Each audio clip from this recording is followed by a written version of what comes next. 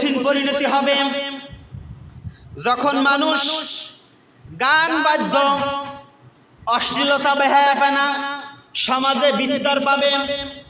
মানুষের ভিতরে অশ্লীলতা, মদ্যপান এবং গায়িকাদের আনাগোনা বেশি হবে।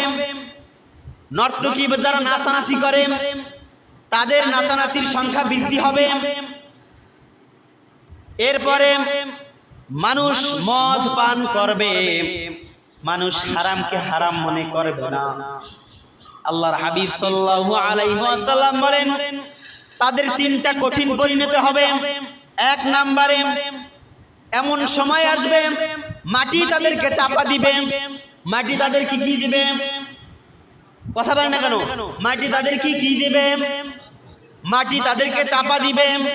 দুই নম্বরে তাদের চেহারা পরিবর্তন হয়ে যাবে। আল্লাহ আমাদেরকে যেন হেফাজত করে, সকল বলুন আমিন।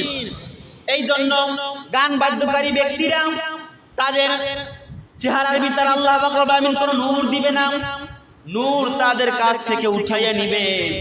এরপরে আল্লাহ পাক রব্বুল আলামিন যেই এলাকায় গান বাদ্য হবে ওই এলাকায় শিলা বৃষ্টি, আল্লাহর আযাব তারা টেনে টেনে আসে। নাউজুবিল্লাহ।